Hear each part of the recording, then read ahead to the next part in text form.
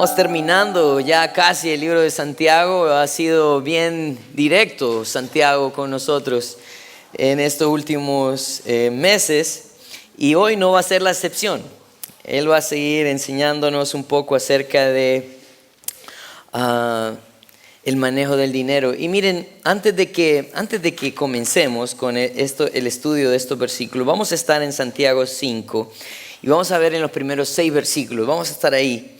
Pero yo quiero que ustedes entiendan que el problema no es el dinero, porque el dinero es amoral.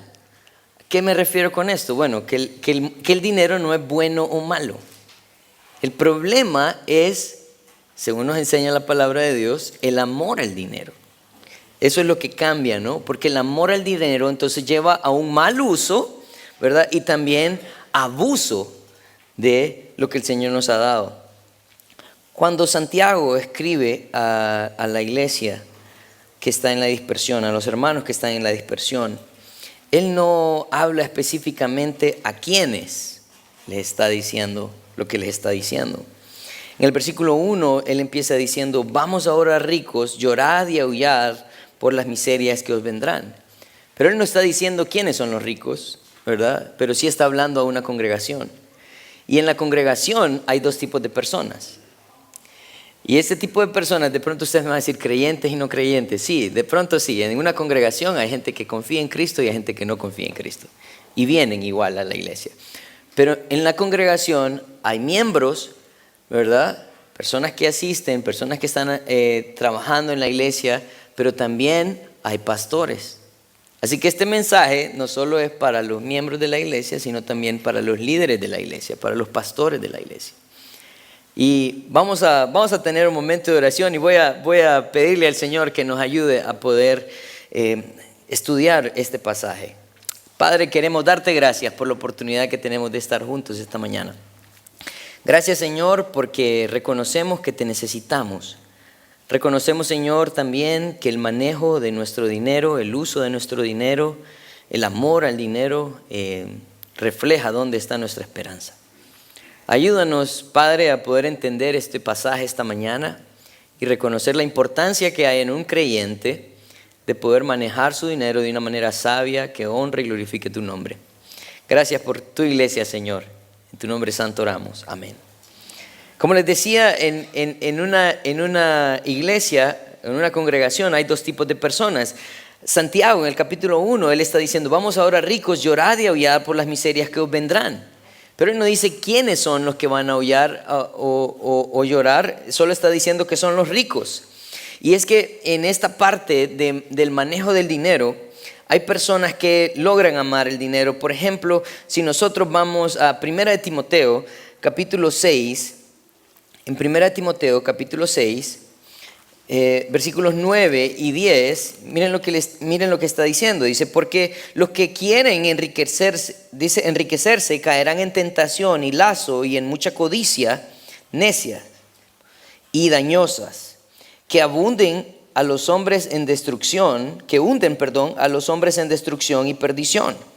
Porque raíz de todos los males, dice, es el amor al dinero, el cual, codiciando algunos, se extraviaron de la fe y fueron traspasados por muchos dolores. Así que el que quiere hacerse rico cae, dice, en tentación y lazo. Eso lo lleva a muchas codicias necias y dañosas y lo hunden. Pero cuando hablamos de personas que esto es las personas que quieren alcanzar las riquezas, pero ¿qué tal las personas que ya son ricas? Miren lo que dice Lucas capítulo 12, estos versículos los estudiábamos un poco la semana pasada y hablábamos de este personaje quien Jesús describía. En Lucas capítulo 12, versículo 19 al 21 está diciendo, esto es lo que dice el rico, dice: y diré a mi alma, muchos bienes tienes guardados para muchos años, repósate, come, bebe, regocíjate. Pero Dios le dijo: necio, esta noche vienen a pedirte tu alma, y lo que has provisto, ¿de quién será? Versículo 21 dice: así es el que hace para sí tesoros y no es rico para con Dios. Jesús estaba dando una advertencia ahí. Le estaba diciendo: necio, te dedicaste a hacer dinero, pero te olvidaste de Dios. Así que, ¿de qué le sirve al hombre ganar el mundo entero y perder su alma? Él está aconsejándolo también en el versículo 21 y está diciendo, así es el que hace tesoros, ¿verdad? Y no es rico para con Dios. ¿Quién es el que puede ser rico para con Dios? Vaya conmigo, Apocalipsis, capítulo 3. Miren, este es un consejo que el Señor está dando a la iglesia. Este no es, es directamente a la iglesia de la Odisea. Y miren lo que dice el versículo 17, dice, porque tú dices, yo soy rico y me he enriquecido y de ninguna cosa tengo necesidad. Y no sabes que tú eres un desventurado, miserable, pobre, ciego y desnudo. Por tanto, yo te aconsejo, miren el consejo del Señor, que de mí compres oro refinado en fuego para que seas rico y vestiduras blancas para vestirte y que no se descubra la vergüenza de tu desnudez y unge tus ojos con colirio para que veas. ¿Qué tipo de riqueza creen ustedes que está ofreciendo el Señor? No es una riqueza material, es una riqueza en Él. Las vestiduras blancas es un sinónimo de santidad, ¿verdad? Él está diciendo, compra de mí, mi oro es refinado, o sea, mi oro es puro. Las riquezas que el Señor da son puras, no están mezcladas con nada. Se obtienen de una manera santa también y justa. Así que el peligro del amor al dinero es que nos desvía muchas veces de lo que el Señor quiere para nosotros. Pero saben, eso no solamente pasa en nuestro diario vivir, en nuestros trabajos, a las personas que se dedican en sus negocios, sino que también ese es un peligro que se encuentra en la iglesia. Sí, en la iglesia. Y este es un problema que desde el comienzo de la iglesia, desde mucho antes, tenían que lidiar con esto. Y en 2 de Pedro, capítulo 2, miren, 2 de Pedro, capítulo 2, versículos 1 al 3, Pedro está escribiendo a la iglesia y miren lo que le dice, pero hubo también falsos profetas entre el pueblo, como habrá, dice, entre vosotros falsos maestros que introducirán encubiertamente herejías destructoras y aún negarán al Señor que los rescató, atrayendo sobre sí mismos destrucción repentina. Dice el versículo 2, y muchos seguirán sus disoluciones, o sea, sus deseos, por causa de los cuales el camino de la verdad es blasfemado. Miren lo que dice el versículo 3, dice, y por avaricia harán mercadería de vosotros con palabras fingidas. Sobre los tales, ya de lo largo tiempo la condenación no tarda y su perdición no se duerme. ¿Saben lo que está tratando de decir Pedro aquí? Es que van a haber muchos pastores también tratando de ganar dinero de una manera incorrecta, llevando la palabra de Dios de una manera incorrecta para su beneficio personal. Así que el amor al dinero afecta a todos, también a los pastores. Miren qué pasa en Judas, capítulo 4. Judas está ahí, antecito de Apocalipsis. Judas solo tiene un libro, pero miren lo que dice, versículo 3. Dice, amados, por la solicitud que tenía de escribiros acerca de nuestra común salvación, me ha sido necesario escribiros, exhortándoos que contendáis ardientemente por la fe que ha sido una vez dada a los santos, porque algunos hombres han entrado encubiertamente, los que desde antes habían sido destinados para condenación, hombres impíos que convierten en libertinaje la gracia de nuestro Dios y niegan a Dios, el único soberano, a nuestro Señor Jesucristo. Miren lo que dice el versículo 11. Hay de ellos que han seguido el camino de Caín y se lanzaron por lucro en el error de Balaam y perecieron en la contradicción de Coré. O sea que habían personas que estaban usando la palabra de Dios, se habían metido encubiertamente en las congregaciones y se estaban lucrando de los hermanos. Así que el mensaje de Santiago no solamente es un mensaje que usted, si tiene su negocio, tiene que tener mucho cuidado, su trabajo tiene que tener mucho cuidado, sino que también nosotros como pastores tenemos que tener mucho cuidado. ¿Por qué? porque hay 4 aspectos importantes que quiero que miremos esta mañana que nos muestra este libro de Santiago en cuanto al manejo del dinero. Miren lo que dice los versículos 2 en adelante. Vamos a ver la primera parte que Santiago está queriendo mostrarnos. La primera parte es el propósito de las riquezas. Miren el propósito de las riquezas que tienen las de estas personas a las cuales Santiago escribe. Dice, vuestras riquezas están podridas y vuestras ropas, dice, están comidas de polilla. Vuestro oro y plata enmohecidos, y su moho testificará contra vosotros y devorará del todo vuestras carnes. Como fuego habéis acumulado tesoros para los días postreros. Yo quiero preguntarles, ¿cuál es la situación de las riquezas de estas personas? Miren, dice que están podridas, ¿verdad? También están llenas de polilla y están enmohecidas. Ellos han acumulado riquezas. ¿Para qué? La idea de riqueza en este momento no era de pronto como lo que tenemos hoy en día, ¿no? Que consideramos a alguien rico, alguien que tiene una casa grande, tiene varios carros, ¿verdad? Tiene muchos lujos. Los lujos de este tiempo eran más que todo granos básicos, comida. Ellos amontonaban maíz, ellos amontonaban todas aquellas cosas que podían ellos ir consumiendo. Pero estas personas amontonaban más de lo que ellos podían consumir y más de lo que ellos iban a poder consumir en su vida. ¿Por qué? Porque se les estaban pudriendo. No solamente eso, no solamente era comida, sino que también sus vestidos, su ropa. Había ropa que ellos tenían guardada, que lo que sucedía era que se estaba llenando de polilla. ¿Por qué? Porque no les ajustaban los días de la semana para ponerse esta ropa. No les ajustaban. Imagínense, tener ropa guardada por meses, años, al punto donde agarró polilla.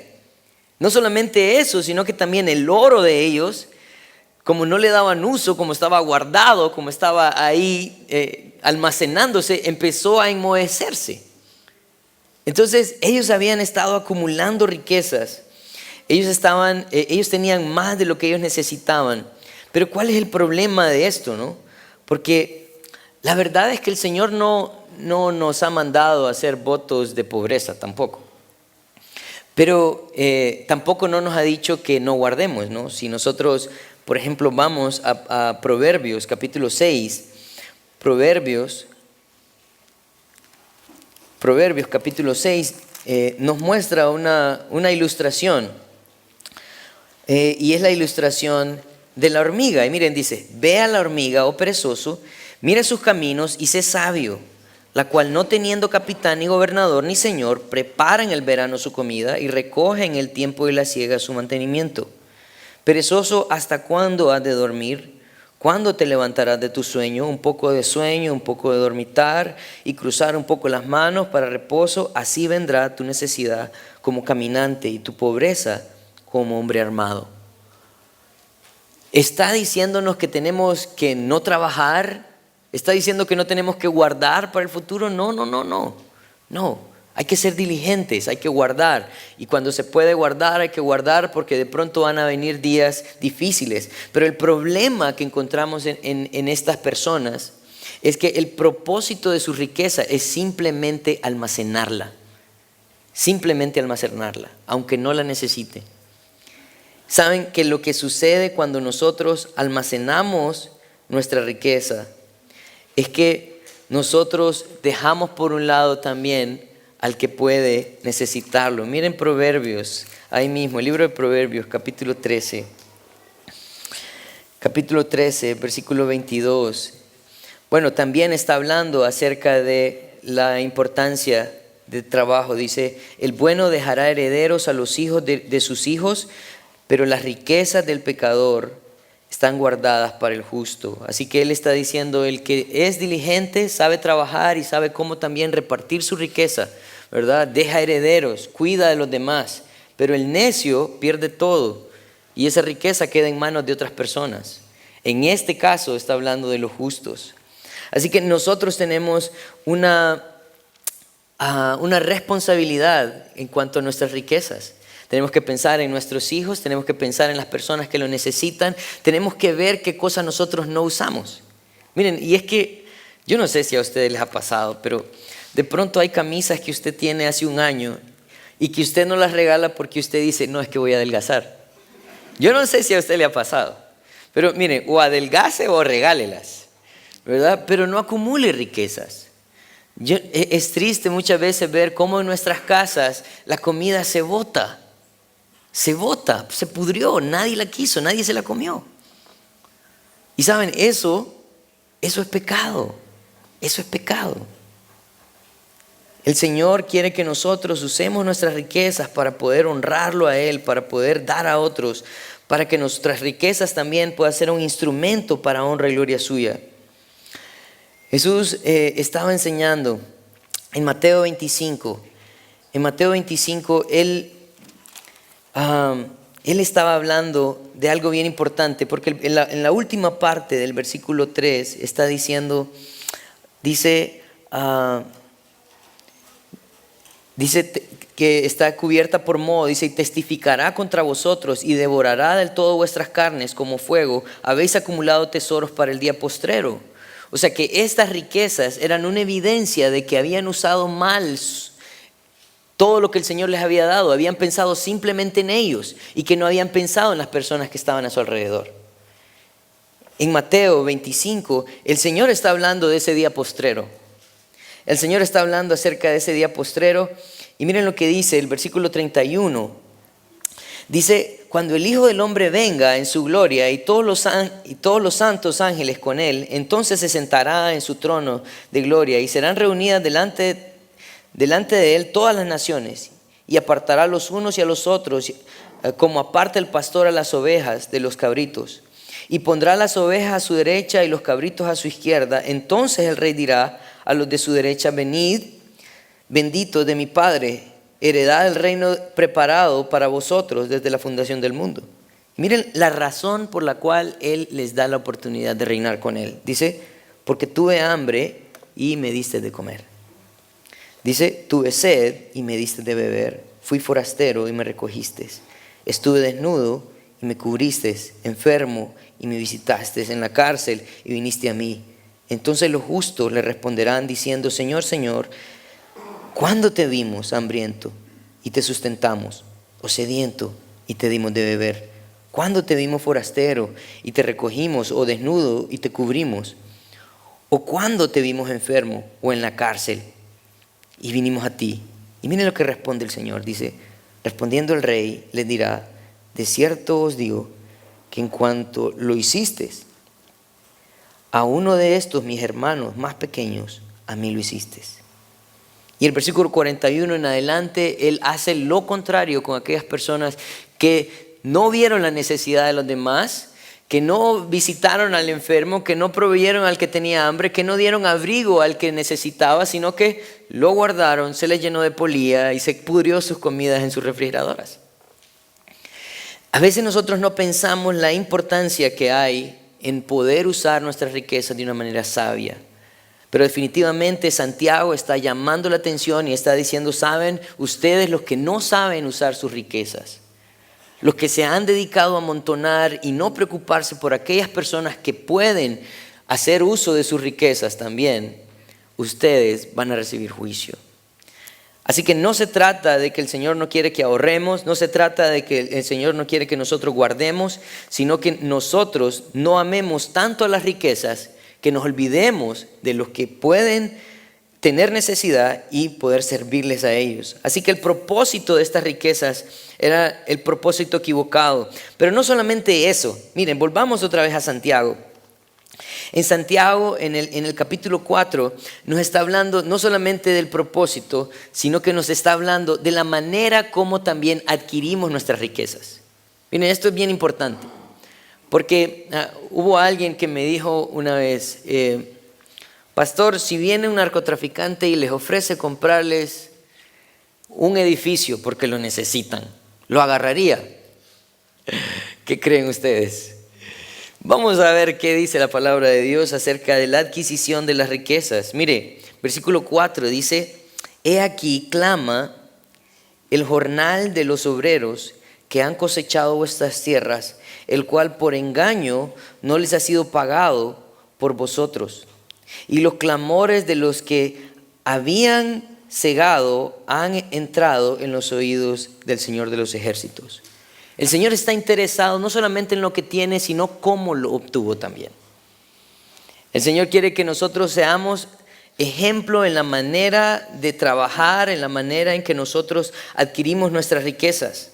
La adquisición es bien importante. En este caso, Santiago está haciendo referencia a una actitud común que se tenía desde el Antiguo Testamento.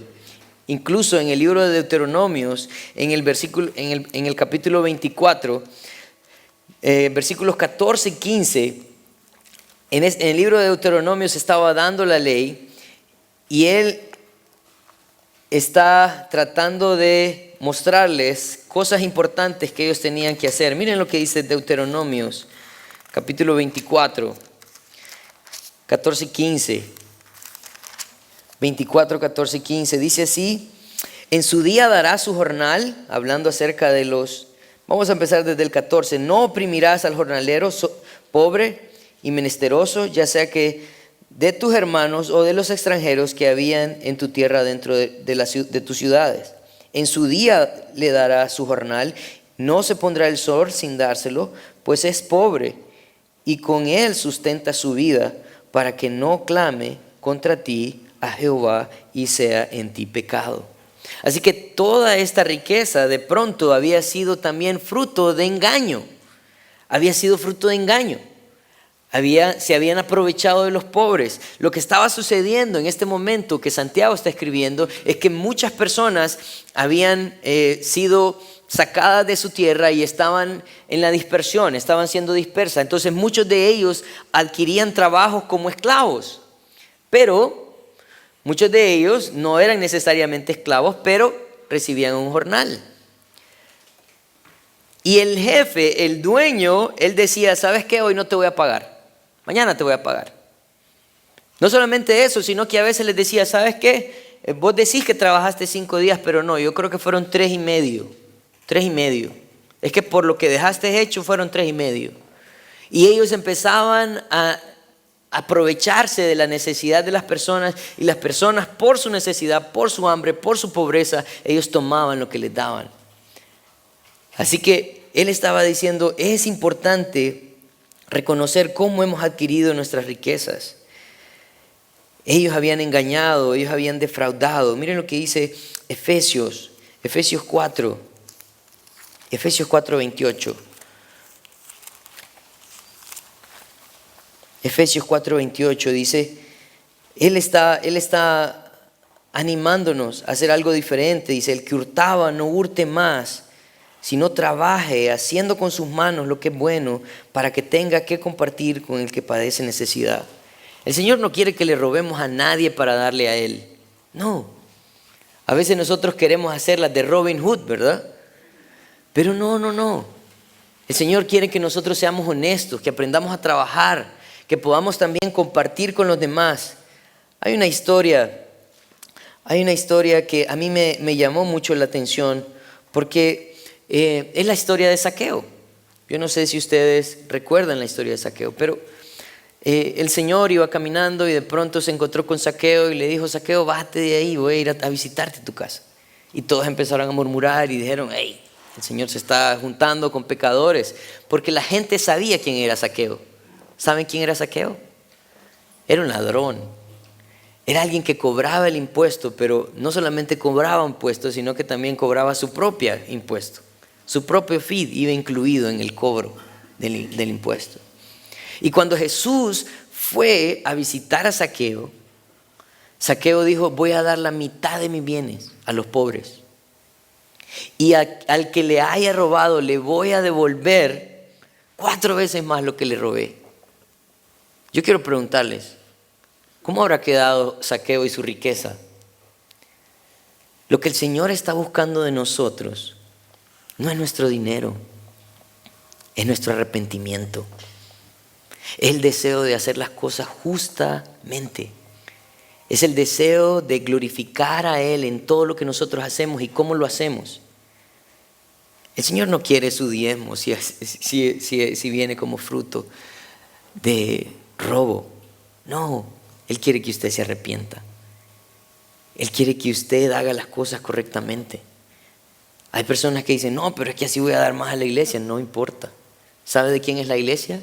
La iglesia es de Dios y Él la cuida. Con su dinero o sin su dinero, el Señor va a seguir adelante su obra.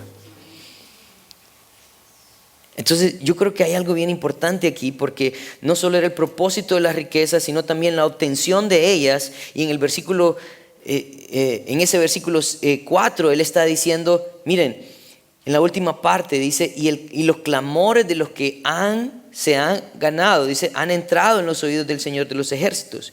Si ustedes ven cómo termina la parte del versículo 3, termina hablando de juicio en el día postrero. Y aquí, al final del versículo 4, termina diciendo, ¿saben qué? El clamor de Dios ha escuchado a estos hombres. El clamor de esos hombres, perdón, el Señor lo ha escuchado. Es que el Señor está también cuidando de aquellos que necesitan. En el Salmo 140, 12, el salmista se refiere a aquellos que tienen necesidad de esta forma. Miren, Salmo 140, versículo 12. Dice así, yo sé que Jehová tomará a su cargo la causa del afligido y el derecho de los necesitados. También podemos usar esa palabra como pobres. Así que ¿quién toma la causa de aquellos que tienen necesidad? ¿Quién toma la causa de los pobres? Dios. Él se encarga de cuidar de ellos. Miren lo que dice Salmo 109 también. Salmo 109, 31.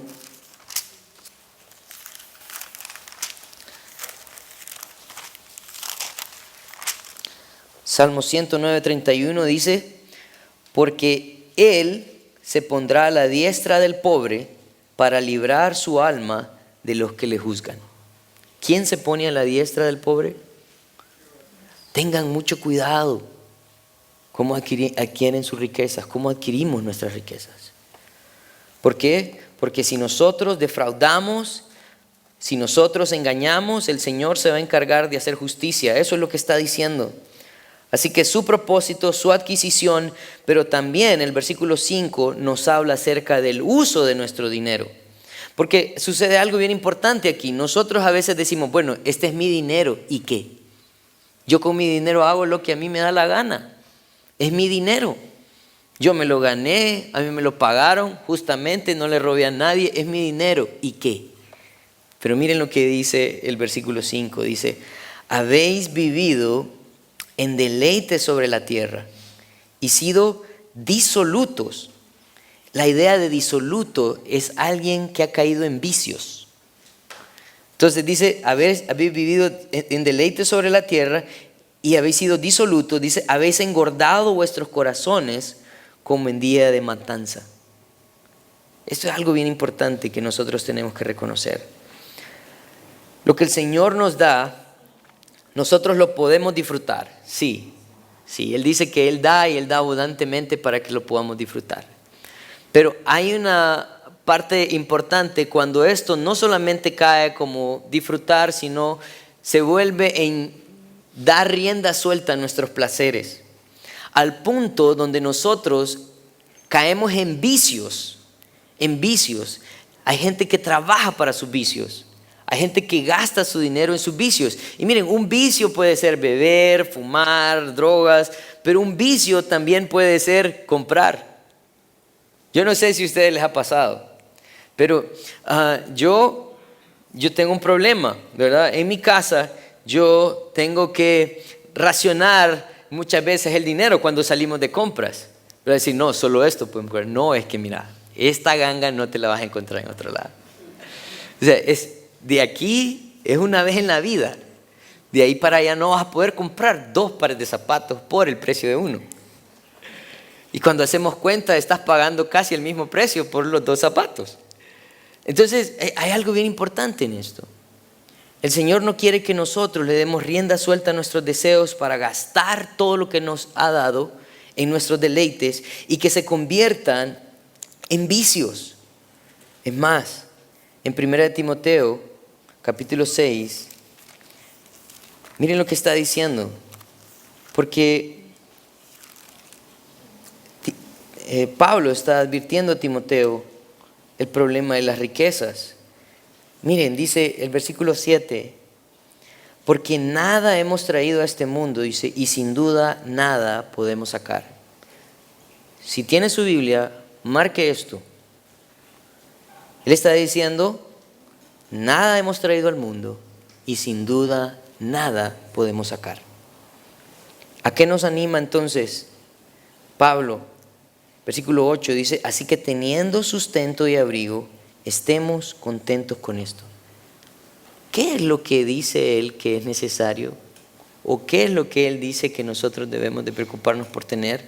Sustento y abrigo, comida y vestido.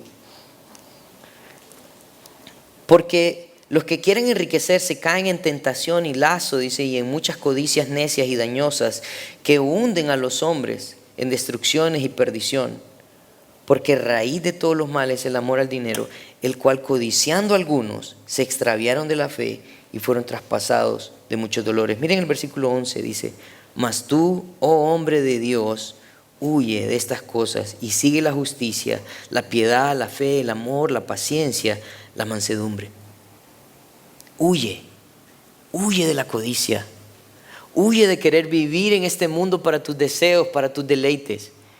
Miren, y no quiero frustrar los sueños de esa carterita o esos zapatos. No se trata de eso. Porque yo creo que usted sí puede comprar cosas bonitas, cosas que le gustan, pero tenga cuidado cuánto está invirtiendo. Tenga cuidado. Si muchas veces nosotros nos endeudamos para tener cosas de este mundo que son vanas, terrenales, que la polilla y el orín corrompen.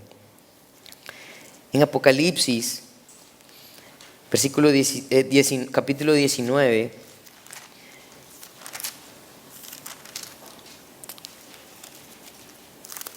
tenemos un recordatorio acerca de cómo nosotros deberíamos de vivir y quiénes van a ser aquellos que van a ser destazados en el día final. Porque en la última parte del versículo 5 del capítulo 5, Él está diciendo que habéis engordado vuestros corazones como en día de matanza. Yo quiero mostrarles que aquí en Apocalipsis, capítulo 19, versículo 17 y 18, está hablando de ese día de matanza.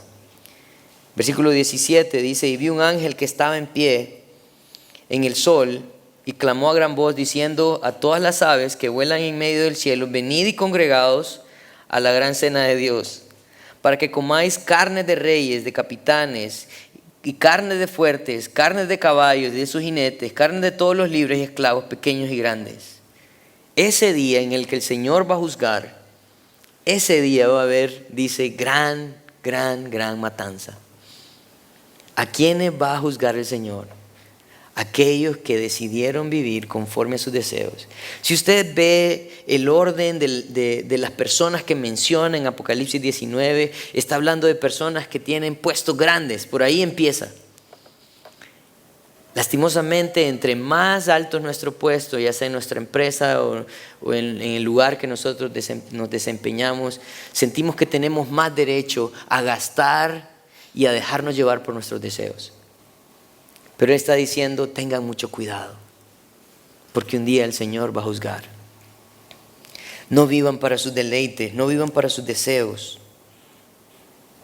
Entonces vemos nosotros aquí que el propósito equivocado de las riquezas, la adquisición equivocada, también el uso equivocado, y por último, en el versículo 6, está diciendo, habéis condenado y dado muerte al justo, y Él no os hace resistencia. El efecto de amar las riquezas nos lleva entonces a pasar o sobrepasar los límites que el Señor nos ha dado.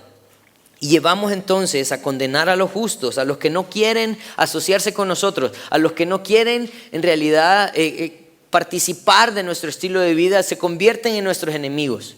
aquellos a los cuales nosotros no podemos entonces incluir o nos estorban en nuestros negocios, ellos entonces van a ser condenados. Y no solamente eso, dice que muchos van a también ser muertos.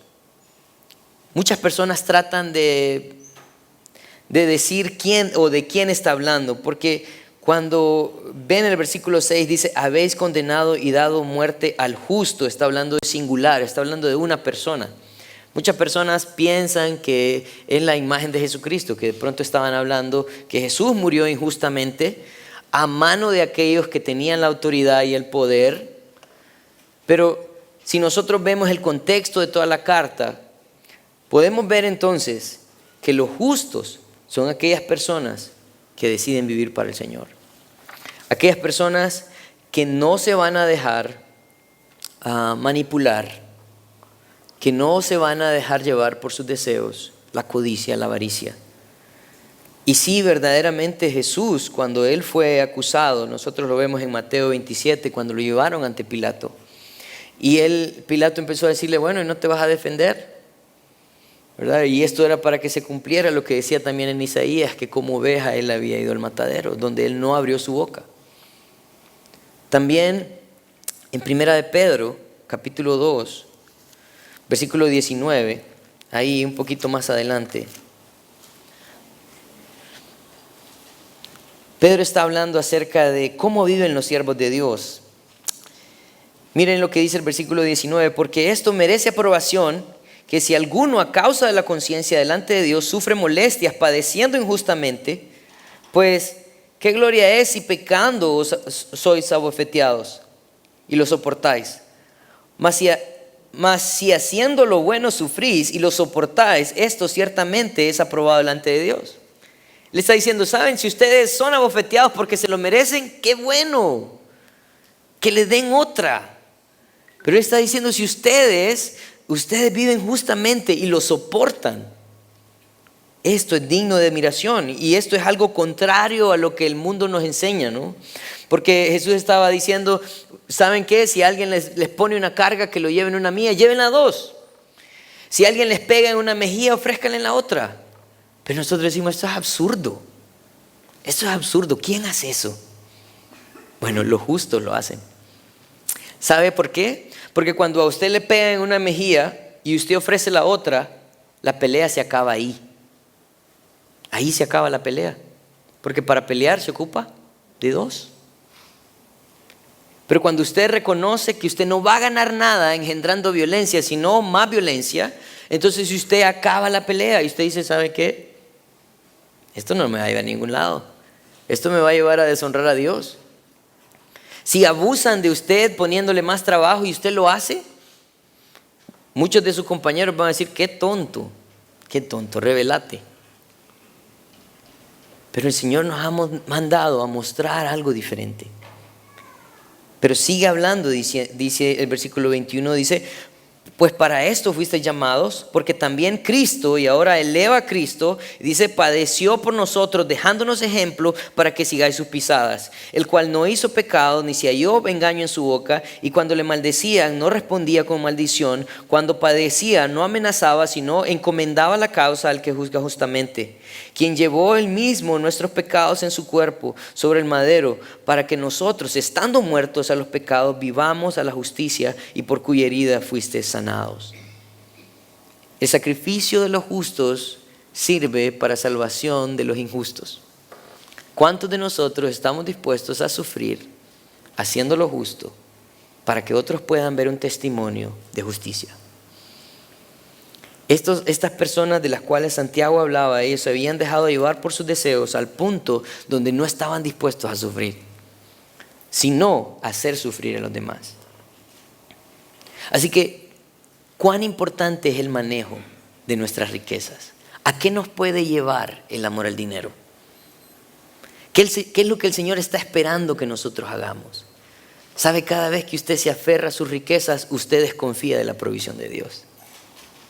Cada vez que usted ve la necesidad del otro, teniendo, no haciendo nada, usted peca. Usted deja de ser el instrumento que Dios puede usar para poder llenar el estómago de alguien hambriento. Así que es importante, es un testimonio de una fe verdadera, la manera en que nosotros usamos el dinero. Quiero concluir, tengo 3 cosas importantes que decirles. El manejo de tu dinero es una evidencia de una fe verdadera. Dios espera que tu corazón esté siempre en Él. Él espera que su corazón esté en Él, no en las riquezas. Cuando usted pone su corazón en las riquezas, se aleja de Dios. Dios no espera que haga voto de pobreza, pero sí espera que seas devoto a Él, a su obra, a los suyos. Piense de qué manera usted puede también invertir en el reino de los cielos. Piense de qué manera puede invertir sus riquezas en aquellas cosas que son eternas. No pongas tu esperanza en las cosas de este mundo, porque este mundo pasa, pero los que hacen la voluntad de Dios permanecen para siempre. El Señor quiere entonces que seamos sabios a la hora de usar nuestro dinero. Que todo lo que Él nos ha dado sea un instrumento para gloria y honra suya. Recuerde, el Señor no está interesado en lo que usted da, sino cómo lo obtuvo y cómo también usted lo está dando a Él. Nosotros no queremos ser una iglesia que está interesada en su dinero, sino en su vida. Saben, en estos últimos 2 meses que tenemos de haber empezado la iglesia, hemos tenido alrededor de 60 personas que nos han visitado. Se ha compartido el evangelio con alrededor de 17 personas y 10 personas han recibido a Cristo en los últimos 2 meses. Estamos construyendo un par de aulas porque los niños ya no caben. De pronto esta iglesia es una iglesia que está dando evidencia de una fe verdadera, que está usando bien su dinero. Así que los animo a que sigamos adelante, a que busquemos del Señor, honrarlo de todas maneras. Hemos estado estudiando a lo largo del libro de Santiago cómo es importante tener esa confianza en medio de las pruebas, en las tentaciones, el saber usar nuestra lengua, el no tener una amistad con el mundo, pero también el uso de nuestro dinero es una evidencia de una fe verdadera. Así que sea el Señor con nosotros, ayudándonos a hacer esa iglesia que Él quiere. Vamos a orar. Padre, queremos darte gracias por la oportunidad que tenemos esta mañana de reunirnos, de acercarnos, Señor, ante ti, pidiéndote que seas tú delante de nosotros. Gracias por esta iglesia, gracias por tu palabra. Señor, estos son temas que de pronto a veces no quisiéramos tocar, pero sabemos que es necesario que podamos examinarnos, que podamos ver como un espejo, así como dice Santiago, la condición en la que nosotros estamos. Señor, no queremos que nuestras riquezas sean un testimonio de juicio, sino que sean un testimonio de la obra que tú has hecho en nosotros. Gracias por tu fidelidad para con nosotros. En tu nombre santo oramos. Amén.